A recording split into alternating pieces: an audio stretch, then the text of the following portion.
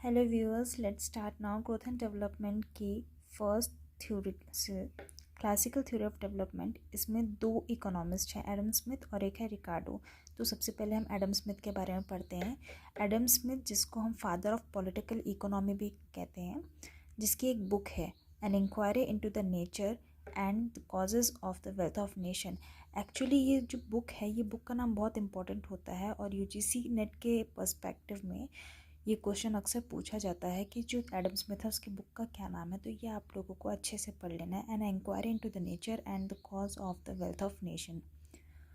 जो इसके व्यूज़ हैं एडम स्मिथ के, क्योंकि ये एक क्लासिकल इकोनॉमिस्ट हैं, तो जो इनके ये व्यूज़ हैं, इन व्यूज़ में है, सबसे पहला व्यू है इसका, capital accumulation should be encouraged. तो जो एडम स्मिथ हैं ये कैपिटल एक्यूमुलेशन को एनकरेज करते हैं। दूसरा है promoted the concept of division of labour. ये डिवीज़न ऑफ लेबर में बिलीव करते हैं कि लेबर्स जो है स्पेशलाइजेशन होता है, जो एक लेबर है पर्टिकुलर, जो जिस चीज़ में स्पेशलाइज्ड है उसे वही वाला देना चाहिए काम। जैसे कि कोई है अकाउंटेंट है, जिसके पास अकाउंटेंसी है वो अकाउंटेंट का काम कर रहा है, जो मैनेजमेंट में अच्छा है वो मैनेजमेंट का काम कर रहा है, जो लेबर वर्क का काम अच्छा कर सकता है, लेबर है, उसको लेबर का दे रखा है। ऐसे ही ये फेवर करते हैं लेज़र फेयर को। लेज़र फेयर मतलब जिसमें गवर्नमेंट का कोई भी इंटरफेरेंस नहीं होता है, जिसमें मार्केट अपने आप अपने पुराने उसमें आ जाती है इक्विलिब्रियम पे, जिसमें गवर्नमेंट का कोई इंटरफेरेंस नहीं होता है। चौथा है promoted invisible hand. Invisible hand जो होता है ये सबसे इम्पॉर्टेंट कॉन्सेप्ट होता है। इनविजिबल हैंड का मतलब होता है यहाँ पे जो मार्केट फोर्सेस हैं डिमांड एंड सप्लाई की, जो मार्केट में काम कर रहे हैं बट वो दिखाई नहीं देते, इनविजिबली काम करते हैं, इसलिए उसे इनविजिबल हैंड कहते हैं। Now let's go with assumptions. जो इसके एजम्पशंस हैं एडम स्मिथ के, वो है लेज़र फेयर। पहला एजम्पशन तो यही हो गया लेज़र फेयर, जिसमें कि गवर्नमेंट के कोई भी इंटरफेरेंस नहीं होता है, मार्केट अपने आप अपने इक्विलिब्रियम पे आ जाती है। और दूसरा है two sector agriculture and industry. इसमें दो सेक्टर को रिकॉग्नाइज किया गया, एक एग्रीकल्चर एक इंडस्ट्री, जिसमें से दो इनपुट्स हैं, लेबर और कैपिटल। लेबर और कैपिटल यही दो इनपुट्स हैं जो कि एडम स्मिथ ने एज्यूम किया है, इसमें एजम्पशंस में लिया है। जैसे लेबर का हम जानते हैं कि लेबर का क्या हो जाता है, लेबर का हो जाता है वेजेस, और कैपिटल का क्या हो जाता है, रेट ऑफ प्रॉफिट। ऐसे says law of market, perfect competition. According to Adam Smith हमारी जो मार्केट है उसमें परफेक्ट कंपटीशन होता है। तो ये पूरा था किसका, एडम स्मिथ का। एडम स्मिथ में बस इतनी ही चीज़ें इंपॉर्टेंट होती हैं। ये ना एक और बात इसमें कि ये कैपिटल एक्यूमुलेशन को ज़्यादा मतलब प्रेफर करते हैं ये लोग।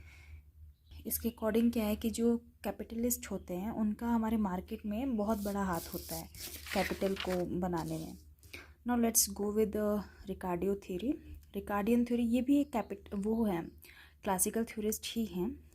इनकी जो बुक है, इनकी बुक का भी नाम आपको याद रखना है, ये भी यूजीसी नेट में पूछी गई है question, principles of political economy and taxation. ये बुक का नाम बहुत इंपॉर्टेंट है, आप लोग प्लीज़ इसे याद करिए।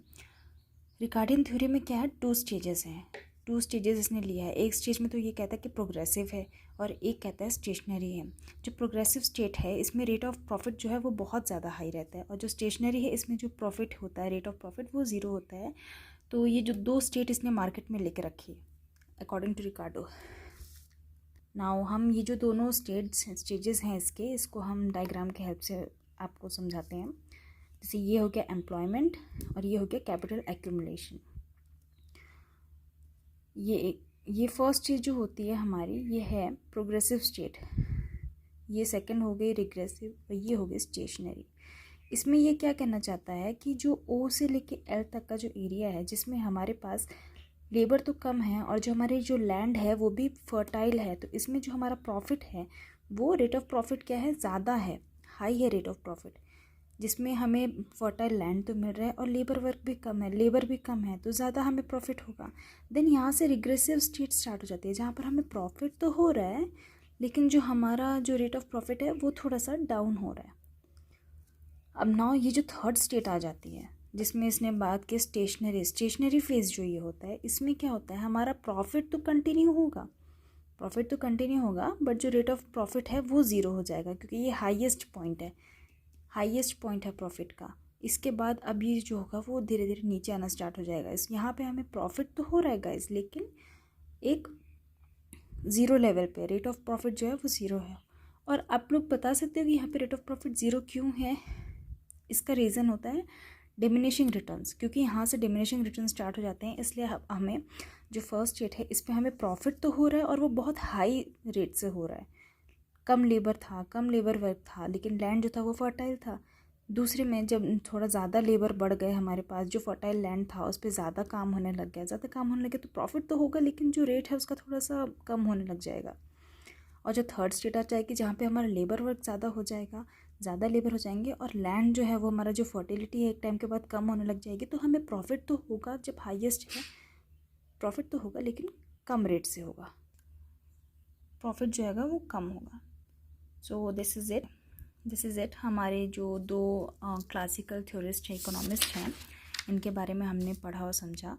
तो अगर आप लोगों को नेक्स्ट भी वीडियो चाहिए तो आप लोग प्लीज़ लेट मी नो, और अगर आप लोगों को ये अच्छा लगा तो प्लीज़ सब्सक्राइब करें, लाइक करें और शेयर करें। Thank you.